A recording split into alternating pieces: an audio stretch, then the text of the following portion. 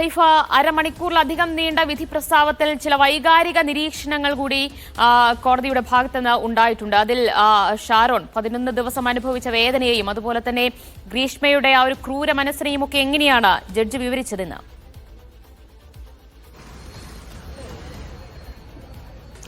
അത് പ്രതിയെ മാത്രം തനിക്ക് നോക്കിയാൽ പോരാ എന്ന് പറഞ്ഞുകൊണ്ട് ജഡ്ജി ചില വാചകങ്ങൾ പറയുന്നുണ്ടായിരുന്നു. ആ പ്രതിയെ മാത്രം നോക്കിയാൽ പോരാ, എനിക്ക് മറ്റുള്ളവരെ കൂടി നോക്കണം. അതുകൊണ്ടാണ് ഞാൻ ഷാരോൺ രാജിൻ്റെ അച്ഛനും അമ്മയും ഇവിടെ കയറ്റി ഇരുത്തിയത് എന്ന് അദ്ദേഹം സൂചിപ്പിക്കുന്നുണ്ട്.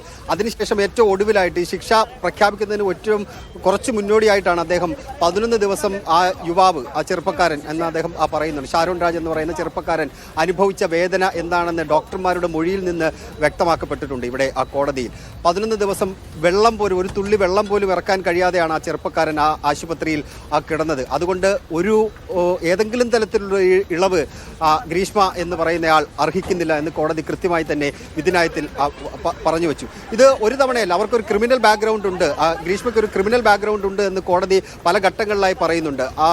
ഈ നല്ല രീതിയിൽ പഠിക്കുമെന്ന് പറഞ്ഞിട്ട് കാര്യമില്ല, അതിനെ മറ്റൊരു തരത്തിൽ ഉപയോഗിക്കാൻ വേണ്ടിയാണ് ഗ്രീഷ്മ എന്ന് പറയുന്ന ആൾ ശ്രമിച്ചത്. അത് ഈ ഇഷ്ടമുള്ള സമയത്ത് തന്നെ മറ്റൊരാളുമായി പ്രണയബന്ധത്തിൽ ഏർപ്പെടുന്നു. അവർ രണ്ടുപേരും തമ്മിലുള്ള ബന്ധം ഒരേ സമയം കൊണ്ടുപോകുന്നു. എന്നിട്ട് ഇയാളെ ഒഴിവാക്കാൻ വേണ്ടി, ഷാരോണിനെ ഒഴിവാക്കാൻ വേണ്ടി സ്നേഹത്തോടെ വീട്ടിലേക്ക് വിളിച്ചു വരുത്തിയ ശേഷം അവർ അവിടെ വെച്ച് ലൈംഗിക ബന്ധത്തിൽ ഏർപ്പെടുന്നു. അതിനുശേഷം അത് കഴിഞ്ഞ് തൊട്ട് പിന്നാലെയാണ് ഈ കഷായത്തിൽ കളനാശിനി കലക്കി കൊടുത്തത്. എന്നിട്ട് വിശ്വസിപ്പിച്ചുകൊണ്ട് ഷാരോണിനെ തിരികെ പറഞ്ഞയച്ചു.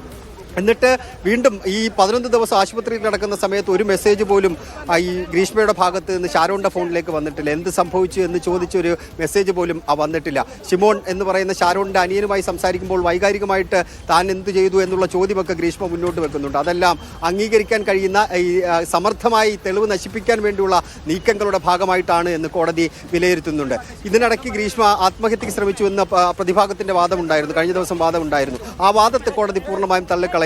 ലൈസോൾ കുടിച്ചാൽ മരിക്കില്ല എന്ന് ഗ്രീഷ്മയ്ക്ക് കൃത്യമായി ബോധ്യമുണ്ടായിരുന്നു, എന്നിട്ടാണ് അത് കുടിച്ചത്. അത് കേസ് വഴിതിരിച്ചു വിടാൻ വേണ്ടിയാണെന്നാണ് കോടതി ഉത്തരവിൽ കൃത്യമായി വ്യക്തമാക്കിയിരിക്കുന്നത്. അങ്ങനെ 3 മാസം നീണ്ട വിചാരണയ്ക്ക് ഒടുവിൽ പ്രതിഭാഗം ഉന്നയിച്ച എല്ലാ വാദങ്ങളെയും ഖണ്ഡിച്ചുകൊണ്ട് ഇത് വധശിക്ഷയല്ലാതെ അതിനുമേൽ വേറൊന്നും നൽകാനില്ല, ഒരു നീതിയും അല്ലെങ്കിൽ ഒരു ഇളവും ഇതിൻ്റെ ഈ നീതിന്യായ വ്യവസ്ഥയുടെ ഭാഗത്ത് നിന്ന് ഗ്രീഷ്മ എന്നയാൾ അർഹിക്കുന്നില്ല. പ്രായത്തിൻ്റെ കാര്യം പറഞ്ഞാലും മുൻകാല കുറ്റകൃത്യങ്ങളില്ല എന്ന് പറഞ്ഞാലും ഒന്നും ഈ ഷാരോൺ എന്ന് പറയുന്ന അയാൾ അനുഭവിച്ച വേദനയ്ക്കൊപ്പം ഒന്നും നിൽക്കില്ല എന്ന് പറഞ്ഞുകൊണ്ടാണ് തിരുവനന്തപുരത്തെ Neyyattinkara additional sessions judge M Basheer Greeshma എന്ന് പറയുന്ന ആൾക്ക് വധശിക്ഷ വിധിച്ചത്. ദിവ്യ.